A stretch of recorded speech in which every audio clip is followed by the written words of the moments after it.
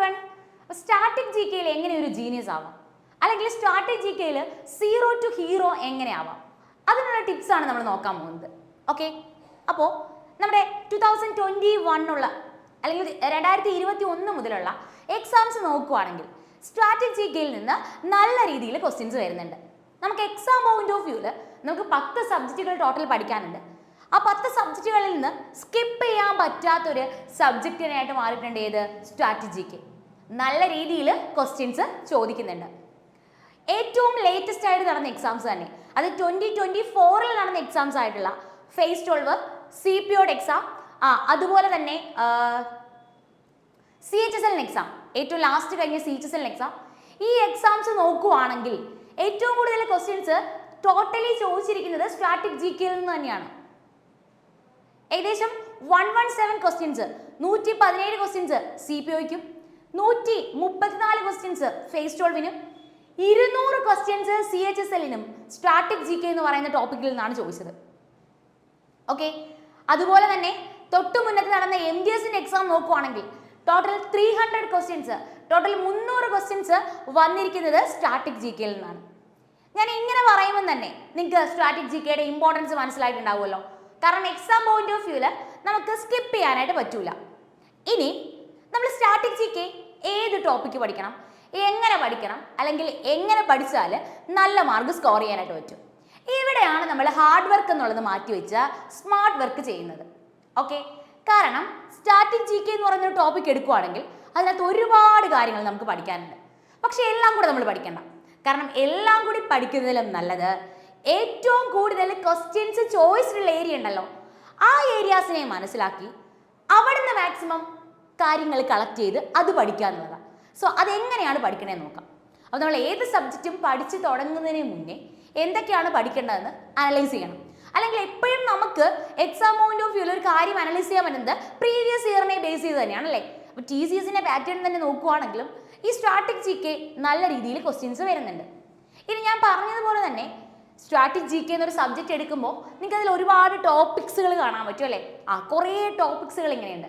ഇതിൽ ഏത് ടോപ്പിക്കിനാണ് പ്രയോറിറ്റി കൊടുക്കേണ്ടത്? ഓക്കെ, അത് നിങ്ങൾക്ക് അടുത്ത സ്ലൈഡ് ഞാൻ കാണിക്കുമ്പോൾ മനസ്സിലാവും. ഏത് ടോപ്പിക്കിന് എങ്ങനെ പ്രയോറിറ്റി കൊടുക്കണം എന്നുള്ളതാണ് ഈ സ്ലൈഡിൽ കാണിച്ചിരിക്കുന്നത്. ആർട്സ് ആൻഡ് കൾച്ചർ ഏറ്റവും കൂടുതൽ ക്വസ്റ്റ്യൻസ് ഈ ഒരു നിങ്ങൾക്ക് ഇത് നോക്കിയാൽ മനസ്സിലാവും. ഏറ്റവും കൂടുതൽ ക്വസ്റ്റ്യൻസ് ചോദിക്കുന്നത് ഏത് പോർഷനിൽ നിന്നാണ്? ആർട്സ് ആൻഡ് കൾച്ചർ എന്ന് പറയുന്ന പോർഷനിൽ നിന്ന് തന്നെയാണ്. ഏകദേശം 621 ക്വസ്റ്റ്യൻസ്, 621 ക്വസ്റ്റ്യൻസ് ഏത് ഏരിയയിൽ നിന്നാണ് ചോദിച്ചിട്ടുള്ളത്? സ്റ്റാറ്റിക് ജി കെയിൽ തന്നെ ആർട്സ് ആൻഡ് കൾച്ചർ എന്ന് പറയുന്ന ഒരു ഏരിയയിൽ നിന്നാണ് ചോദിച്ചിട്ടുള്ളത്. ഇനി ഈ ആർട്സ് ആൻഡ് കൾച്ചർ എന്ന് കേൾക്കുമ്പോൾ അത് നിങ്ങൾക്ക് വീണ്ടും ഒരു ഡൗട്ട് വരാം, ഈ ആർട്സ് ആൻഡ് കൾച്ചറിൽ എന്ത് പഠിക്കണം? അത് ഞാൻ പറഞ്ഞുതരാം, അത് ക്ലിയർലി ഞാൻ പറഞ്ഞുതരാം. ഇപ്പോൾ ആദ്യം നമ്മൾ പ്രിപ്പയർ ചെയ്യാൻ പോകുന്ന സമയത്ത് നമ്മൾ ഏത് ടോപ്പിക്കിന് ആദ്യം പ്രയോറിറ്റി കൊടുക്കണം എന്ന് പറയുക. ആദ്യം നിങ്ങൾ പ്രയോറിറ്റി കൊടുക്കേണ്ടത് ഏത് ടോപ്പിക്കിന് തന്നെയാണ്?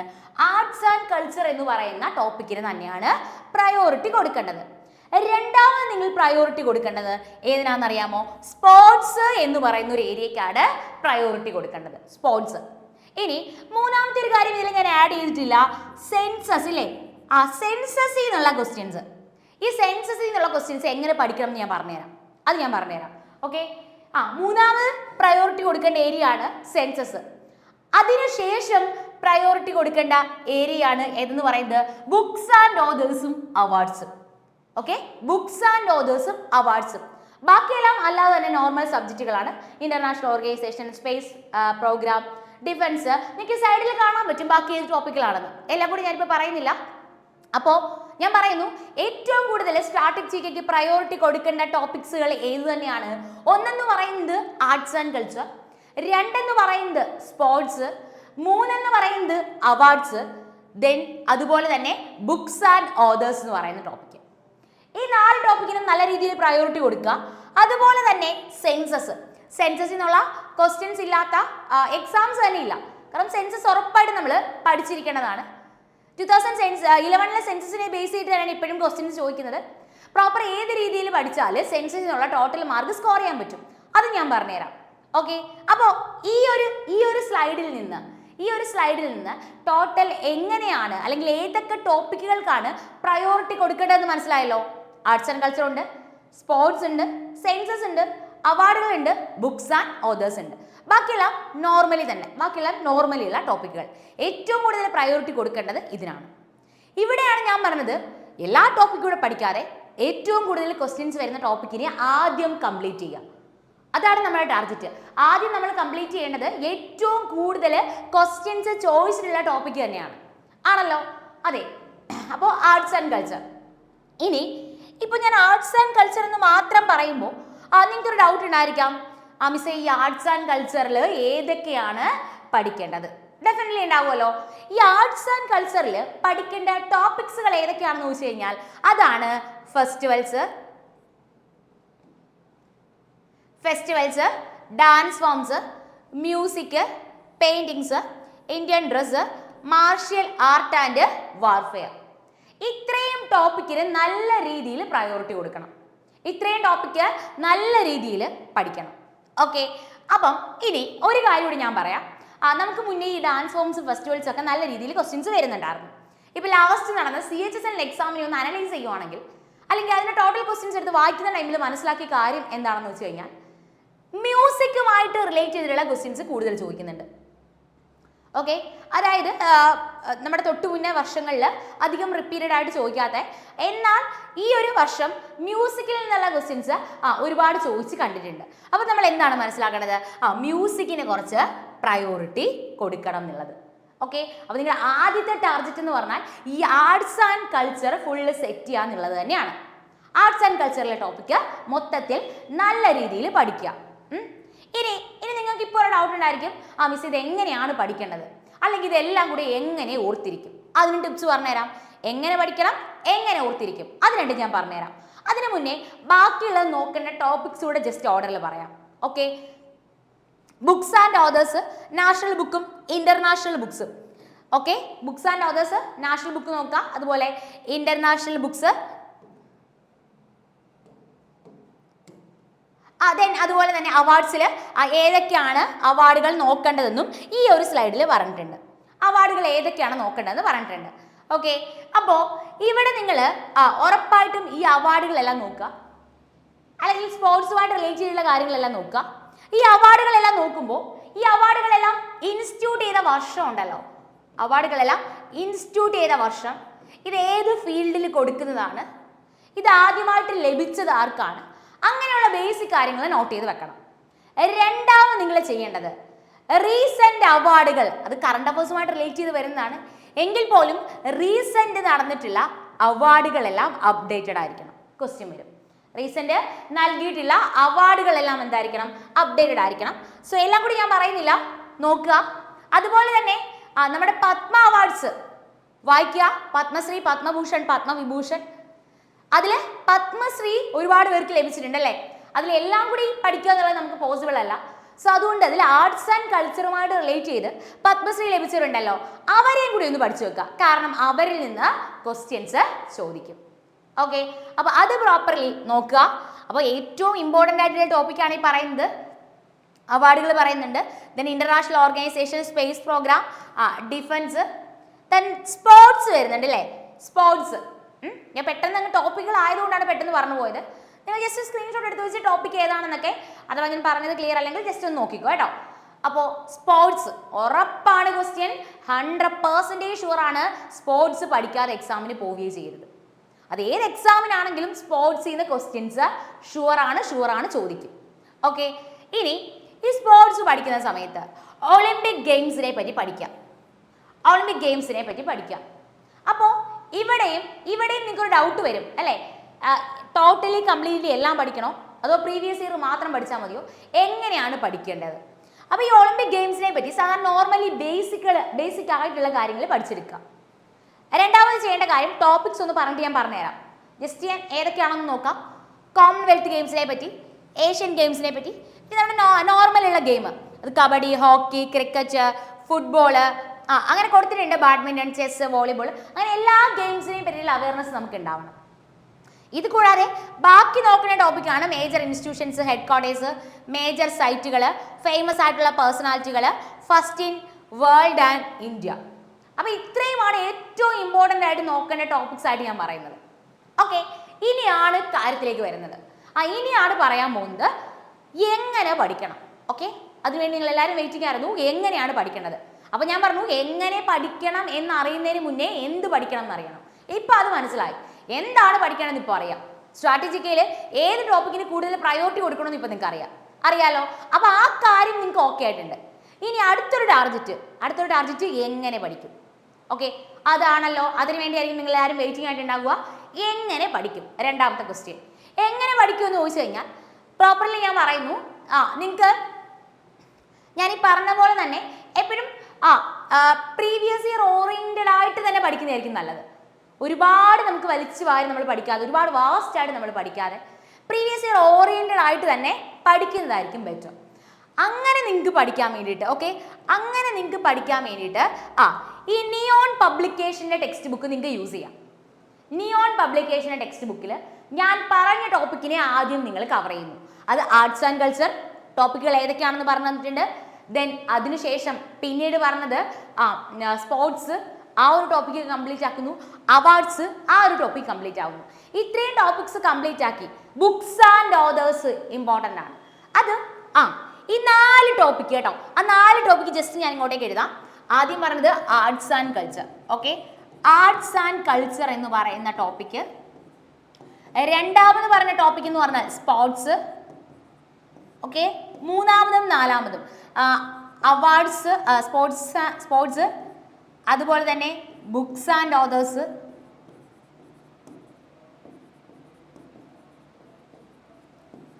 അവാർഡ്സ്. ഈ 4 ഏരിയയ്ക്ക് ടോപ്പ് പ്രയോറിറ്റി കൊടുക്കുക. അതിനുശേഷം മാത്രം ഞാൻ പറഞ്ഞിട്ടുള്ള ബാക്കി ടോപ്പിക്കുകൾ പഠിക്കുക. ഇതിന് സബായിട്ട് കുറേ കാര്യങ്ങൾ വരുന്നുണ്ട്. അപ്പോൾ നിയോൺ പബ്ലിക്കേഷൻ ടെക്സ്റ്റ് ബുക്കാണ് ഇത് നിങ്ങൾക്ക് പഠിക്കാനായിട്ട് ഏറ്റവും ബെറ്റർ. കാരണം ഇതിനകത്ത് മാക്സിമം തിയറി പോലെ പറഞ്ഞിരിക്കുന്നു. എന്നാൽ ആ പറഞ്ഞിരിക്കുന്ന കാര്യങ്ങൾ കംപ്ലീറ്റ്ലി പ്രീവിയസ് ഇയർ ഓറിയന്റഡ് ആണ്. സോ പഠിക്കാനായിട്ട് നല്ല ടെക്സ്റ്റ് ബുക്കാണ്.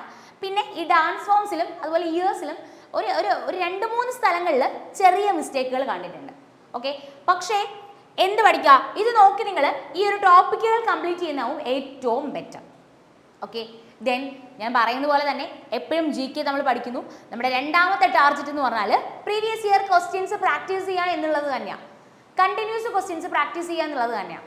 അപ്പോൾ നമ്മൾ ഫെസ്റ്റിവൽസും അതുപോലെ തന്നെ ഞാൻ പറഞ്ഞിട്ടുള്ള പോർഷൻസ് ഈ ടെക്സ്റ്റ് ബുക്ക് നോക്കി കംപ്ലീറ്റ് ചെയ്യുന്നു. രണ്ടാമത് YCT പബ്ലിക്കേഷൻ്റെ SSCയുടെ പുതിയൊരു ടെക്സ്റ്റ് അവൈലബിൾ ആണ്. 2017 മുതൽ 2023 വരെയുള്ള ക്വസ്റ്റ്യൻസ് ഇത് അവൈലബിൾ ആണ്. അത് TCSൻ്റെ പാറ്റേണിലുള്ള ക്വസ്റ്റ്യൻസ് കംപ്ലീറ്റ്ലി ഇതിൽ അവൈലബിൾ ആണ്. നല്ല ടെക്സ്റ്റ് ബുക്കാണ്, റെപ്പറ്റീഷൻ ഇല്ല ഈ ടെക്സ്റ്റ് ബുക്കിൽ. ഇതിൻ്റെ PDF-ഉം അവൈലബിൾ ആണ്. മാത്രമല്ല ഈ ടെക്സ്റ്റ് ബുക്കുകൾ നമ്മൾ തിയറി പഠിച്ചതിന് ശേഷം അല്ലെങ്കിൽ നോർമൽ ക്വസ്റ്റ്യൻസ് പ്രാക്ടീസിന് ശേഷം കുറച്ച് നല്ല അഡീഷണൽ നമ്പർ ഓഫ് ക്വസ്റ്റ്യൻസ് അല്ലെങ്കിൽ 2023 വരെയുള്ള ക്വസ്റ്റ്യൻസ് നമുക്ക് ഇതിൽ നിന്ന് കളക്ട് ചെയ്യാൻ പറ്റും. ഇതിൽ നിന്ന് നമുക്ക് കിട്ടും 2023 വരെയുള്ള ക്വസ്റ്റ്യൻസ്. അപ്പോൾ എപ്പോഴും നമ്മൾ റീസെൻറ്റ് പാറ്റേണിൽ അപ്ഡേറ്റഡ് ആയിരിക്കണം. ഞാൻ ക്ലാസ്സിൽ ഇടയ്ക്ക് പറയാനുണ്ട്, ക്വസ്റ്റ്യൻസ് റിപ്പീറ്റഡ് ആയിട്ട് വരും. ക്വസ്റ്റ്യൻസ് എന്ത് ചെയ്യും, റിപ്പീറ്റഡ് ആയിട്ട് വരും. അത് നിങ്ങൾ മനസ്സിലാക്കണം. കാരണം ബിഷപ്പ് എന്ന് പറയുന്ന ടൈം എന്തുമായിട്ട് റിലേറ്റ് ചെയ്യുന്നു എന്ന് SSC JEക്ക് ചോദിച്ചാണ്. ഈ 2024 ചോദിച്ചാൽ ആ സെയിം ക്വസ്റ്റ്യൻ 2024 ഏത് എക്സാമിനാണ്, ഫേസ് 12 എക്സാമിനും റിപ്പീറ്റ് ചെയ്തു. അപ്പോൾ തന്നെ നിങ്ങൾക്ക് മനസ്സിലാവുന്നുണ്ട് റെപ്പറ്റീഷൻ ഉണ്ട്. ക്വസ്റ്റ്യൻസ് റിപ്പീറ്റ് ചെയ്ത് ചോദിക്കും. അപ്പോൾ അവിടെ നമ്മൾ വേണ്ടത് എപ്പോഴും അപ്ഡേറ്റഡ് പാറ്റേണിലും അപ്ഡേറ്റഡ് ആയിട്ടുള്ള ക്വസ്റ്റ്യൻസ് നമ്മളും അപ്ഡേറ്റ് ചെയ്തുകൊണ്ടിരിക്കണം. അങ്ങനെയാകുമ്പോൾ നമ്മൾ പോലും അറിയാൻ നമ്മളൊരു മാറ്റം നമുക്ക് വരും. ഓക്കെ, അപ്പോൾ ഈ ഒരു ബുക്കിൽ നിന്ന് നിങ്ങൾ എന്ത് ചെയ്യുന്നു, നിങ്ങൾ ബേസിക് കാര്യങ്ങൾ പഠിക്കുന്നു.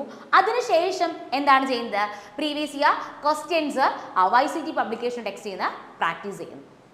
അങ്ങനെ വരുമ്പോൾ ഞാൻ ഈ പറഞ്ഞ ടോപ്പിക്കിൽ നിങ്ങളൊരു എക്സ്പേർട്ടായിട്ട് മാറും. അല്ലെങ്കിൽ പറഞ്ഞ ടോപ്പിക്കിനെ പറ്റി മാക്സിമം കണ്ടന്റ് നിങ്ങളുടെ കയ്യിൽ ഉണ്ടാവും. ഒരുപാട് കണ്ടന്റ് നിങ്ങളുടെ കയ്യിൽ ഒരു ടോപ്പിക്കിനെ ബേസ് ചെയ്ത് തന്നെ കിട്ടും.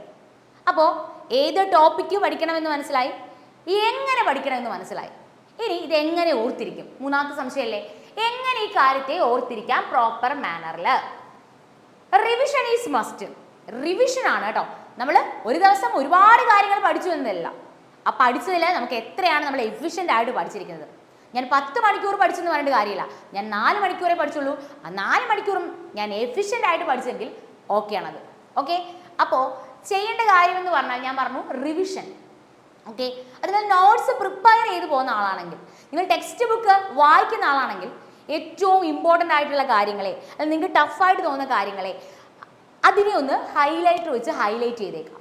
ഇനി നിങ്ങൾ നോട്ട്സ് പ്രിപ്പയർ ചെയ്ത് പോകുന്ന ഒരാളാണെങ്കിൽ എപ്പോഴും നോട്ട്സ് പ്രിപ്പയർ ചെയ്യുന്ന സമയത്ത് ഒരു 2 കളർ വെച്ച് ആ നോട്ട്സ് എഴുതാനായിട്ട് ശ്രമിക്കുക. ഒരു റെഡ് ഇങ്കും അതുപോലെ ബ്ലൂ അല്ലെങ്കിൽ ബ്ലാക്ക് ഇങ്ക് യൂസ് ചെയ്ത് ഒന്ന് എഴുതാനായിട്ട് ശ്രമിക്കുക. അങ്ങനെ നിങ്ങൾ നോട്ട്സ് പ്രിപ്പയർ ചെയ്തിട്ടുള്ള ഏറ്റവും വലിയ ബെനിഫിറ്റ് എന്താണെന്ന് അറിയാമോ? അതായത് ഒരു ടോപ്പിക്കിനെ പറ്റിയുള്ള നോട്ട്സ് നിങ്ങൾ പ്രിപ്പയർ ചെയ്യുന്നു. രണ്ടാമത് നിങ്ങൾ ചെയ്യേണ്ടത് പ്രീവിയസ് ഇയർ ക്വസ്റ്റ്യൻസ് വായിക്കുന്ന സമയത്ത്, അതുപോലെ തന്നെ നിങ്ങൾ മോക്ക് എക്സാംസ് ചെയ്യുന്ന സമയത്ത് ഇങ്ങനെ നിങ്ങൾക്ക് കിട്ടുന്ന അഡീഷണൽ നമ്പർ ഓഫ് ക്വസ്റ്റ്യൻസിനെ ആ ഒരു ടോപ്പിക്കിലോട്ട് നിങ്ങൾ ആഡ് ചെയ്ത് വെക്കുന്നു. അങ്ങനെ വരുമ്പോൾ ആ ഒരു ടോപ്പിക്കിൽ നിന്ന് മാക്സിമം ക്വസ്റ്റ്യൻസ് നിങ്ങൾക്ക് സോൾവ് ചെയ്യാനായിട്ട് പറ്റും.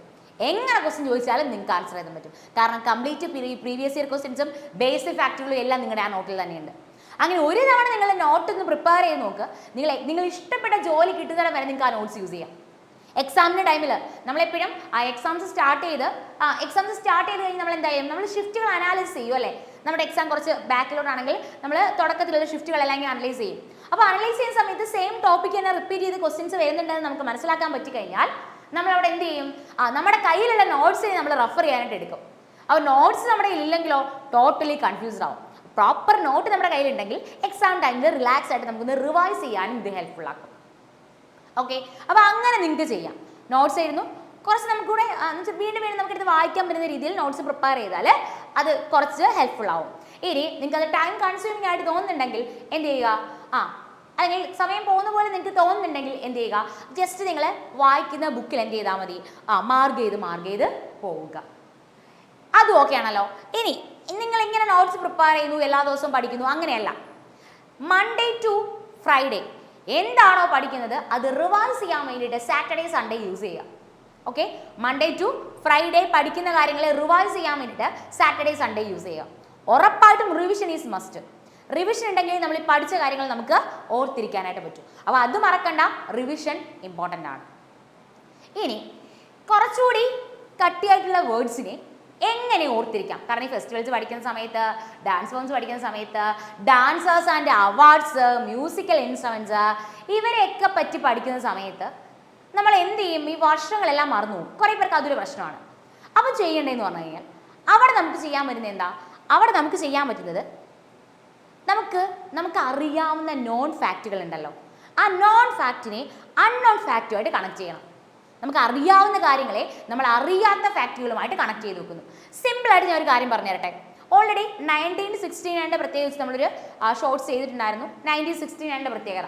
അതുപോലെ തന്നെ 1998, ഈ 1998 എന്ന് പറയുന്ന വർഷം, ഈ വർഷത്തെ ബേസ് ചെയ്ത് ഒരു 6 ക്വസ്റ്റ്യൻ എങ്കിലും നമ്മുടെ എക്സാമിന് ചോദിച്ചിട്ടുണ്ട്. എത്രയാണ്? 6 ക്വസ്റ്റ്യൻ. സോ ഈ 6 ക്വസ്റ്റ്യനെ ഒരുമിച്ച് ഓർത്തിരിക്കുക. ഈ 6 ക്വസ്റ്റ്യൻ ഒറ്റയടിക്ക് കിട്ടിയതല്ല. ഇതിൽ കുറേ കാര്യങ്ങൾ എനിക്ക് അറിയാവുന്നുണ്ടായിരുന്നു. പിന്നീട് ലേറ്റസ്റ്റ് ചോദിച്ചിട്ടുള്ള ഈ വർഷത്തെയും കൂടി ഒരുമിച്ച് ഞാൻ കളക്ട് ചെയ്തു. ഇപ്പോൾ 1998 എന്ന് പറയുന്ന വർഷത്തെ എങ്ങനെ എക്സാമിന് വെച്ചാലും ചെയ്യാൻ പറ്റും. കാരണം ഈ 1998 എന്ന് പറയുന്ന വർഷത്തെ നമ്മൾ ആദ്യം പഠിക്കുന്നത് നമ്മുടെ എക്കണോമിക്സിനുള്ള ആദ്യത്തെ നോബൽ പ്രൈസ് അല്ലേ?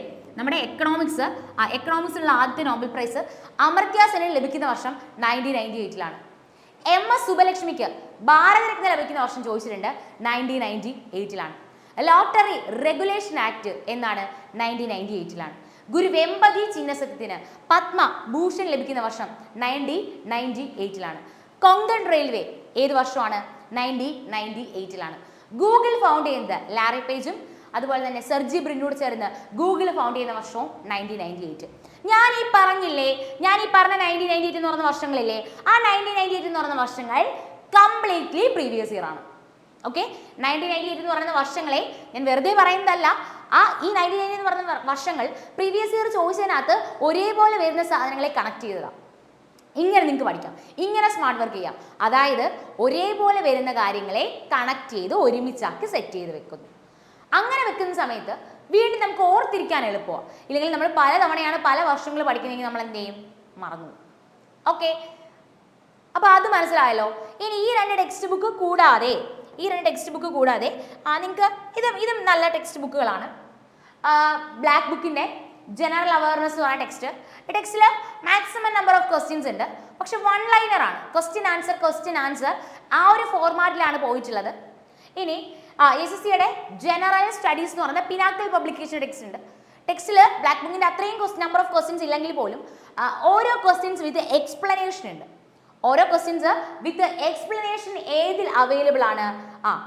Pinnacle publication. അതായത് ഞാൻ ഉദ്ദേശിച്ചത് ക്വസ്റ്റ്യൻസ് കുറവാണെന്ന് ഞാൻ ഉദ്ദേശിച്ചത് ചിലപ്പോൾ ഒരു ടോപ്പിക്കിൽ നിന്ന് ഒരുപാട് ക്വസ്റ്റ്യൻസ് ഉണ്ടാവില്ല എന്നാണ്.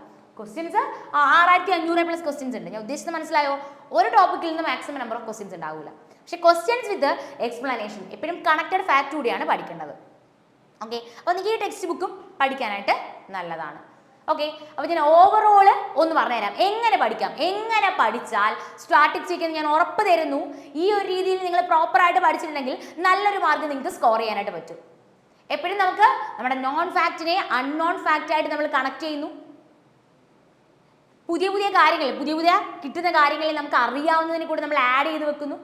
അങ്ങനെയൊക്കെ വരുമ്പോൾ ഒരു ടോപ്പിക്കിൽ നിന്ന് കിട്ടാവുന്ന മാക്സിമം മാർക്ക് നമുക്ക് എന്ത് ചെയ്യാൻ പറ്റും? സ്കോർ ചെയ്യാനായിട്ട് പറ്റും. ഓക്കെ, അപ്പോൾ നിങ്ങൾക്കിപ്പോൾ മനസ്സിലായോ സ്ട്രാറ്റജിക്ക് എങ്ങനെ പഠിക്കണം?